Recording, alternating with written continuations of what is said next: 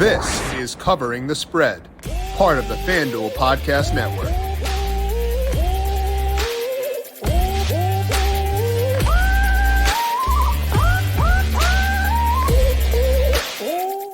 It is the final night of the NBA All-Star break, which means we have one last night for NHL to shine all by itself, but also our final chance to check in on the NBA futures market before the action gets underway. Talk about both those things. We're going to bring on Austin Swaim of numberFire, get his read on tonight's NHL slate, but also the NBA futures market, both to make playoffs, NBA finals markets, player awards, and much more. This is Covering the Spread right here on the FanDuel Podcast Network and numberFire.com. My name is Jim Sonis. I am a senior writer and analyst for numberFire.com, joined here as mentioned by Austin Swaim. Check him out on Twitter at @aswaim3. Austin was helpful for me in my UFC card last weekend. We talked about that in the show yesterday. Went very well. So Austin, A, thank you. B, how you doing today? I'm doing great, Jim. We get to talk about two of my favorite things, which is actual NHL games to bet tonight and then speculative NBA discussion for later this year. Those are two of my very favorite things to talk about. So I am pumped. Reckless speculation has never gone wrong. I am fully on board because, again, it's not my thing. You know, we can just fly unhinged with the NBA, see what happens, get some takes out there and see how things play out. But again, it's an inflection point here. You know, we've had this downtime between now and the second half where teams can reset a bit, teams can get some rest, teams get healthy and gear up for this playoff run. So an inflection point in the NBA. We'll talk about what that means, which teams Austin thinks may be undervalued right now, and get you set for the second half here in just a bit. But first, a reminder to make sure you are subscribed to Covering the Spread wherever you get your podcasts. We had Allie McCann of FanDuel TV on yesterday to break down the Honda Classic for PGA, broke down her golf betting process, a couple of top 20 bets she likes, and much more. Find that on the Covering the Spread podcast feed, wherever you get your podcasts, and subscribe there. And also check it out over on the FanDuel YouTube page. The midway point of the NBA season is here, and now is the perfect time to download FanDuel, America's #1 sportsbook, because new customers get a no-sweat first bet up to $1,000. That's bonus bets back if your first bet doesn't win. Just download the FanDuel Sportsbook app. It is safe, secure, and super easy to use. Then you can bet on everything from the money line to point scores and three strain. Plus, FanDuel even lets you combine your bets for a chance at a bigger payout with a same-game parlay. So don't miss a chance to get your no-sweat first bet up to $1,000 in bonus bets. Make every moment more. FanDuel, an official sports betting partner of the NBA. Must be 21 plus and present in select states. First online real money wager only.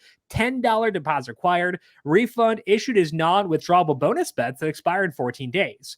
Restrictions apply. See full terms at FanDuel.com/sportsbook. Gambling problem? Call 1-800-GAMBLER. Or visit FanDuel.com/RG. In Arizona, 1-800-NEXT-STEP or text NEXT STEP to 53342. In Connecticut, 1-888-789-7777 or visit ccpg.org/chat. In Indiana, 1-800-9-WITH-IT. In Kansas and Wyoming, 1-800-522-4700 or in Kansas, ksgamblinghelp.com. In Louisiana is 1-877-770-STOP. In Maryland, mdgamblinghelp.org. In New York, 1-877-8-HOPE-NY or text HOPE-NY. And in West Virginia, go to 1-800-GAMBLER.net. Let's start things off here on the NHL side of things. Also, we do have a nationally televised game of four tonight. We got the Blackhawks and the Stars. May not be the most high-profile matchup, but when you look at this game, Austin, anything standing out to you, people want to put this game on TV at 9:30 Eastern tonight? So I think market size must have something to do with it because the Blackhawks are flat out terrible. Now I say that they've won two of their last three, including if you haven't seen it yet, it's worth your time. A near buzzer beater in hockey, which seems impossible, by Patrick Kane last night for the Blackhawks. But they're on the second leg of a back-to-back in Dallas here. My favorite play is under 6 in this game, which was sitting around -118 when I last checked over on FanDuel Sportsbook. That's kind of my roundabout way of saying I think the Blackhawks have a really hard time scoring. Not only the tired legs come into that, but I mentioned they're pretty bad. They're scoring the fewest expected goals per 60 minutes since January 1st, so that is not great. Dallas allowing the third fewest expected goals. Jake Ottinger, the netminder for the Stars, one of my favorites. He's 5th in goals saved above expectation, which is basically It's kind of like a metric for goalies in hockey, like WAR, that shows how valuable they are compared to the average goaltender put in their situation. So Ottinger followed up last year's playoff run. He's been phenomenal all year, and he should get the start with Scott Wedgwood missing practice on Monday. And then I think the better of the Blackhawks 2 netminders here as well, Jackson Stober instead of Peter Mrazek, who went last night against Vegas, I believe. So I like this roundabout way for a low-scoring game. I imagine Dallas with the superior offense will dictate plenty of the action, but I don't typically lay 1.5 puck lines. I've laid 2 all season, so I think this is a roundabout way for kind of a low-scoring 3-1, 4-1 Dallas victory. Now, you mentioned the goals allowed relative to expectation. Is that based on like expected goals? Does it use that metric to determine that, or are they 2 independent numbers? I believe they're independent. I believe they're independent because it is part of the calculation, because you look at how many expected goals a team would have given up in that situation. So you look at a team like Dallas, 3rd fewest goals above expectation. They put that in there because they say, hey, if you put a goalie in Dallas and he's an average league goaltender, he's probably going to put up good numbers because of the defense in front of him. Goals saved above expectation looks at, compared to their competitors, how many shots they're getting peppered with. And you think of a guy like Carter Hart in Philadelphia has a high goals against above average because their defense is terrible. He's actually top 10 in the league in goals saved above expectations. So he's doing his part. He's just getting peppered because the defense will not stop shots in front of him.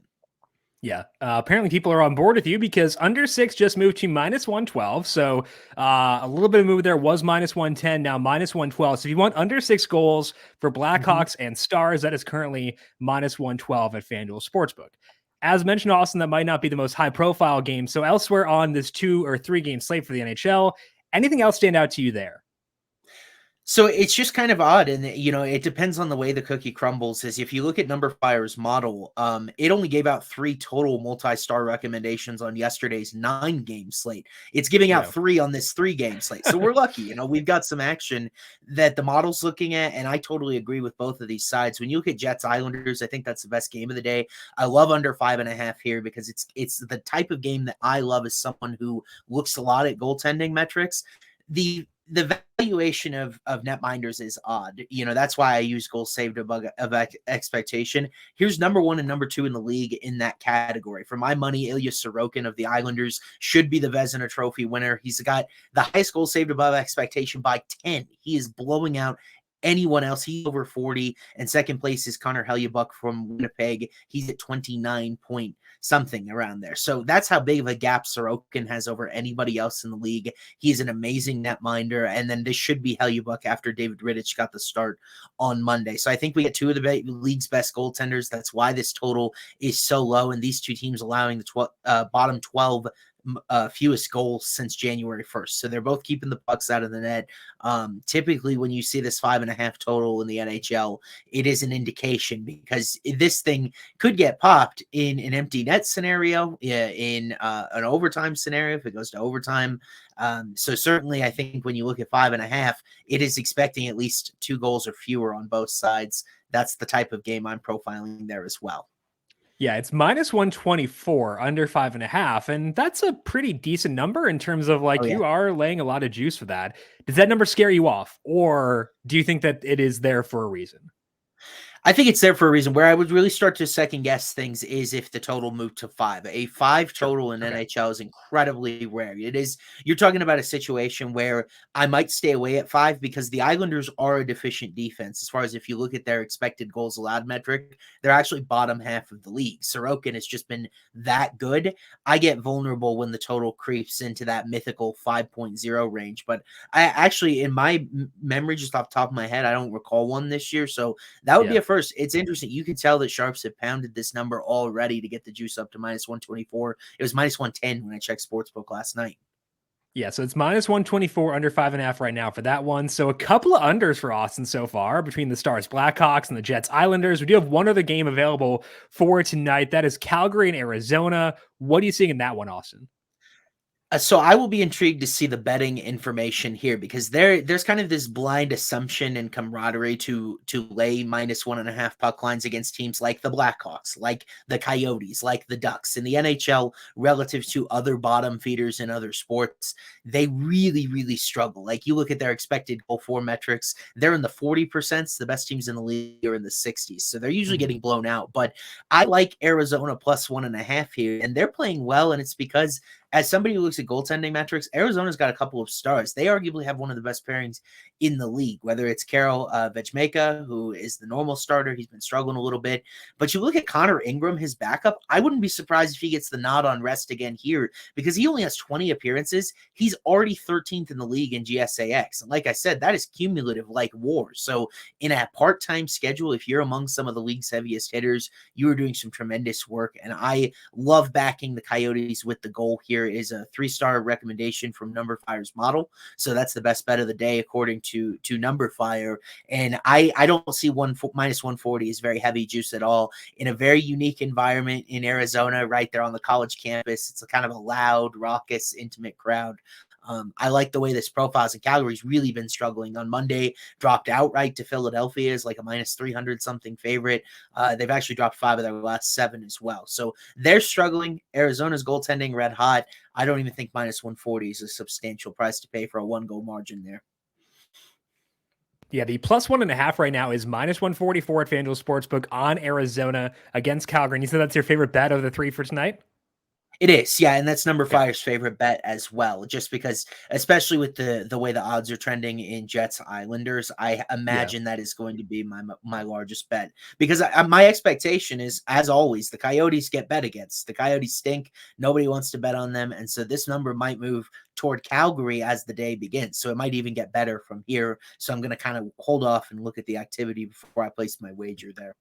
I believe you mentioned it was -140 before. It's now -144, which implies there's been a little bit of money on that Coyote side there. So could be a situation where you want to dive in now, depending on that. I've not seen breakdowns of what it may be, but at -144, I think if it was -140 before, that would imply there's been some interest on the Coyotes side of things. Okay, that is the 3-game slate for the NHL for tonight. Now let's shift over and talk about some NBA. We're going to talk about playoff futures, talk about award futures as well. But let's start things off here on the NBA final side of things. Right now, we got the Celtics as the favorites at FanDuel Sportsbook to win it all there, +280. Any teams popping for you, Austin, as being value right now?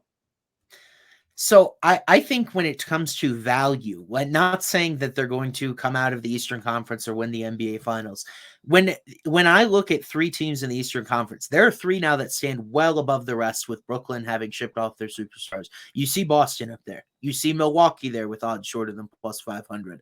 I don't understand why the Philadelphia 76ers lag so far behind in this category. They're +1,300 to win it all. I think that's 6th in line of all contenders in the easier conference, in that we kind of can project who's coming out of the East, one of those 3 teams. And this the odds at FanDuel Sportsbook indicate that. I almost feel like there's a value discount here because they lost in 6 games to Miami last year. There's a lot of rumors about, James Harden. Does he do well in the playoffs? Does Doc Rivers do well in the playoffs? But when you look at this team that Philadelphia did, competent playoff team, they have 4 different guys that can drop 30 points, and nobody would be surprised in the entire league. Joel Embiid, James Harden, Tyrese Maxey, and Tobias Harris. And they have added elite surrounding parts when last year they were playing Danny Green sporadic minutes. They were playing George Niang sporadic minutes. Well, they added DeAnthony Melton from Memphis. He's been a versatile scorer, eating up a lot of minutes for them. PJ Tucker was a big reason why Philadelphia couldn't get going offensively in that series last year against Miami. He flipped from Miami, now on the Sixers, and then they even scooped up Jalen McDaniels at the trade deadline. I don't think there are any other title contenders, maybe the Suns, maybe the Clippers, that can boast 4 guys that can have explosive scoring outings like that. Plus, we saw, defensive ratings is a big deal when it comes to if you're going to make the NBA Finals or not.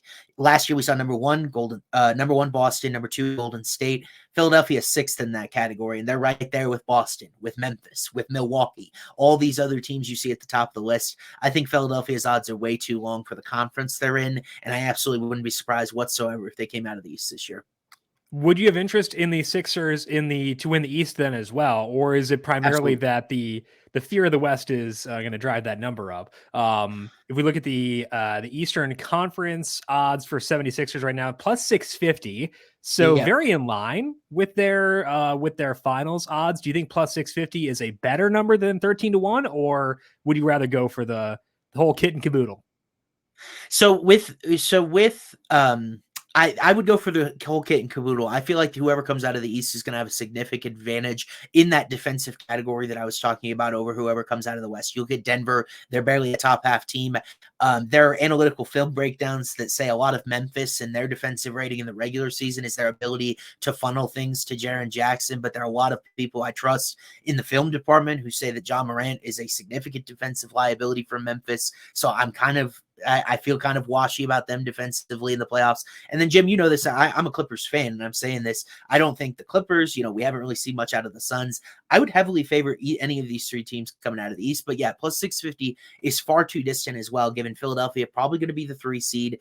I don't understand why Philadelphia is getting a tax for a potential series with Milwaukee that will be very close and competitive, but the Bucks aren't as much. I think maybe that's because we've seen Giannis break through and do it, and so that's calculated and factored into the outright odds. But I feel great about Philadelphia relative to their odds.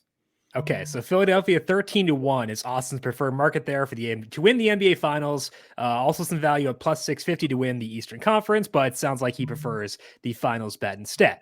Other stuff we have over at FanDuel Sportsbook right now, you can bet on a team to make or miss the playoffs. Yes and no markets being offered for, or I guess actually, yeah, there are yes and no markets offered for most teams. So when you look at those, Austin, where are you seeing value there?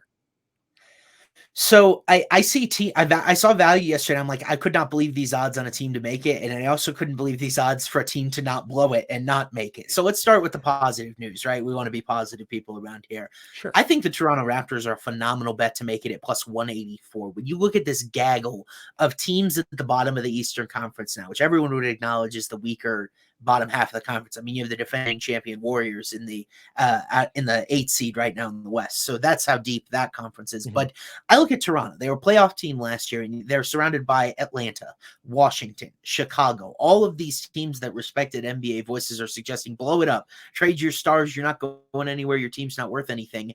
I feel like Toronto's significantly better than those guys because we know what these guys can do in a playoff setting. They pushed the aforementioned Sixers last year. So, and all their key pieces back in place. Pascal Siakam, Fred VanVleet, Scotty Barnes, OG Anunoby. And it's been this weird year where this trade chatter has hovered over Toronto, but they ended up shipping 0 key pieces out, and they got Jakob Poeltl, which is exactly what they needed from San Antonio, a guy that could play the center. Pascal Siakam's not a traditional center. They were bottom 5 in defensive rebounding last year. It's been a little better this year. They've been about mid-pack in defensive rebounding, but it's never been a strength. Poeltl helps them with that. He helps them with their interior size. They're only 4.5 games out of the 6th seed. I would not be surprised at all if the Raptors went on a run push toward the 6th seed to avoid the play-in entirely, because I mentioned Brooklyn is an entirely different team now without really a key engine or a leading scorer. You've got the Knicks in here. You've got the Heat in here. I think a team like Toronto that's been there, done that, now knows that they're a complete unit for the rest of the year, can push toward, and they'll almost certainly be in the play-in as well. Yeah. Toronto, as you mentioned, plus 184 to make the playoffs. Do you think that's like a lingering number from the trade deadline where people assume they might ship out someone important and it just hasn't adjusted yet? Or what's your read on that market? Like, why are you different from the market so much, do you think? Well, I think a lot of it has to do with the fact that they have not played very well recently. But as point of my evidence, this whole season they've struggled. That's why a lot of people figured the Raptors, who are now the 10 seed, would ship people out. They just start the rebuild because it wasn't working. They weren't in a position to realize their ceiling. But the way I look at this team, they're 9th in net rating since the trade deadline. So all of a sudden they've rebounded, and that's in the entire NBA, not just the East. Yeah. So they've become this top 4 or 5 team in their conference, and they've rebounded now, I think, with all these pieces in place. By the way, OG Anunoby hasn't been playing. He's had a wrist injury, key perimeter defender. I mean, all these guys that you're talking about with Toronto, guys were willing to give up 5-6 first-round picks, as many as they could, to get one of them. They are valuable pieces, especially in a playoff setting. And the thing I love about the Raptors is that they just play their guys. They play like 7 or 8 guys, play 30-plus minutes, and they there is some wear and tear with that ultimately makes them have a cap ceiling when they get into the dance. But as far as advancing into a 7 or 8 seed through the play-in tournament, this is a team that's been there, done that. Whereas, Washington don't even know if their top stars get along or play very well. Atlanta, a lot of mid metrics about how they're middle of the pack in rating, middle of the pack offensive rating, defensive rating. I think Toronto has special ability, and we've seen that in the postseason in the past few years. And this core, a lot of it was part of that title team back in 2019 as well. Okay, so Austin likes the Raptors at plus 184 to make the playoffs. He said that was the good, the positive, the fun, the fuzzy outlook. What's the less fuzzy one you're seeing value in right now? So I don't think this is over 50% likely to happen. So it's more of a value play, but I'm looking in the Western Conference. I kind of look at the Sacramento Kings to not make it, and Kings fans everywhere have just grown. Some of them just turned off your podcast. They haven't made the NBA playoffs in 17 years. Right now, their position is the 3 seed in the West. So if they didn't make it, it would be an epic collapse, and those fans would be tortured even further. So I feel bad for doing this. And my largest preseason wager this year, by the way, Sacramento Kings over 33.5 wins. So I've been a buyer on this team from ground level, right? But I have to also acknowledge the clear ceiling. So much of the NBA regular season is who's trying and who is resting. Domantas Sabonis has only missed 2 games for Sacramento all year. De'Aaron Fox has missed 5. This is a team that is valuing the regular season, making a full push the entire year. That is why they're the 3 seed. But you look, they're the 9th worst defensive rating in the NBA. Okay, most of those teams are in the lottery and the sweepstakes for Victor Wembanyama more so than the playoffs. And they don't really have a rim protector playing Sabonis at the 5. And this is I see extraordinary value in this number when I would comfortably project them for the play-in tournament when you look at what is around them. Denver and Memphis clearly ahead. Phoenix just added Kevin Durant. The Los Angeles Clippers just added all their new pieces. Dallas added Kyrie Irving. The Pels will get Zion back. And then you have the Warriors, the Lakers. These are a lot of teams that I'm naming here that are going to surge. They're going to peak in this 20-25 game window after the trade deadline. The Kings are what they are. All of their guys have been playing all their games. They have a defensive ceiling. And to me, I could see absolute heartbreak for this team in the play-in tournament if they had to play a 10th seed Warriors or a 10th seed Lakers and ended up falling into the 8th game. And then, who knows what happens there with a Dallas, with a New Orleans. Minnesota's lurking out there. So plus 245 seems like crazy to me, considering I would almost project this team for the play-in tournament at this point as these guys start to make this second half run, the contending teams. So basically your thought process is they'll wind up the 7 or the 8 seed, and then they have the advantage in the play-in tournament with needing just, a win to get in. But your thought process is they're vulnerable in that spot. Am I interpreting that correctly?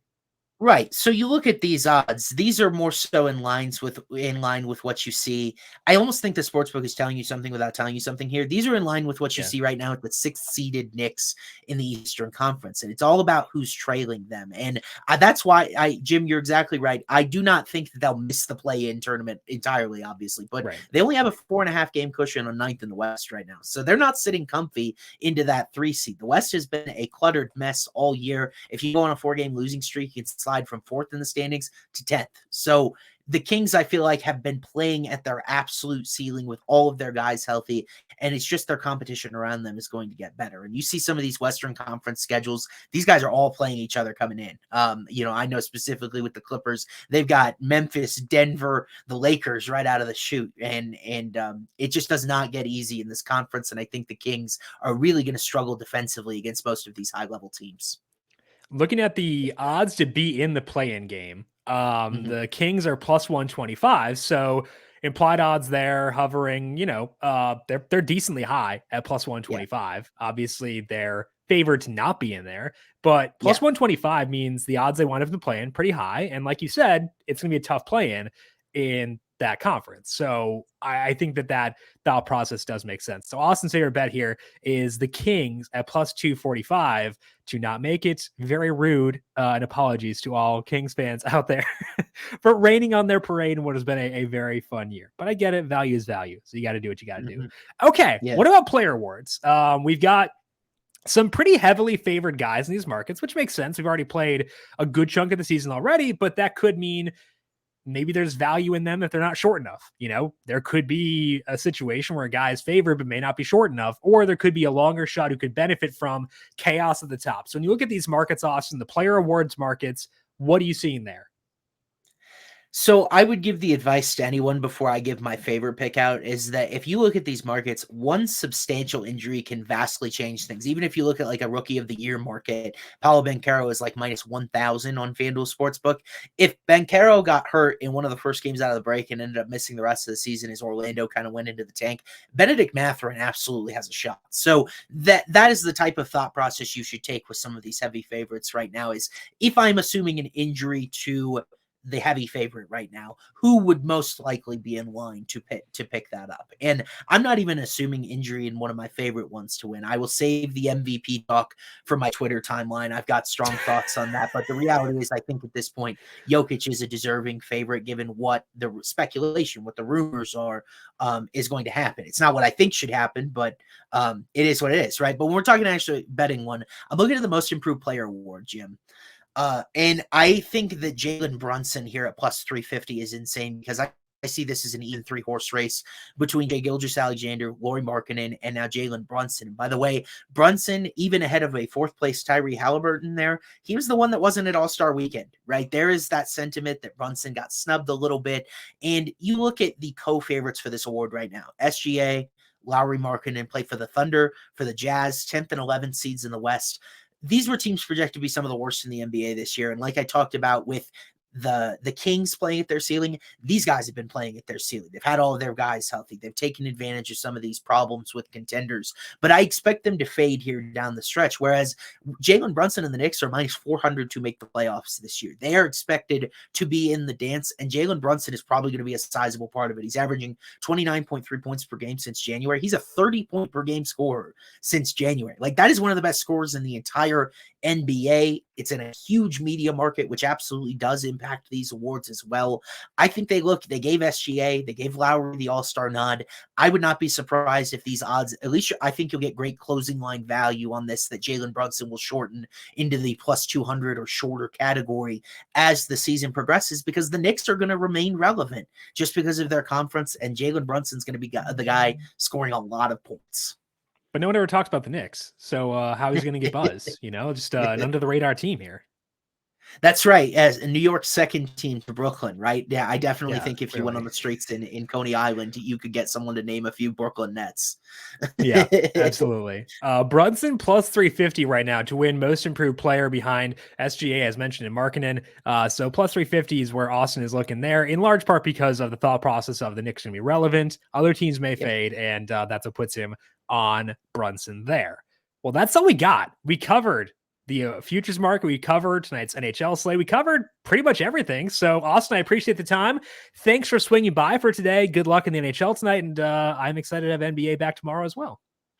Yeah, absolutely. We'll kick back in the swing of things. I got a little UFC this week. You know me. I've always got something that I'm cooking and working on. I will slack you for UFC stuff, so don't you worry about that. I will be in your DMs very soon to try to get some of that sweet sauce for this weekend. Check out Austin on Twitter at aswaim3. Find his work over at numberFire.com. I'm on Twitter at Jim Sannes, JIMSANNES. We are back tomorrow to break down the NBA's return. Tom Vecchio will be here to break down that and get his favorite bets across FanDuel Sportsbook for Thursday night. This has been Covering the Spread right here on the FanDuel Podcast Network.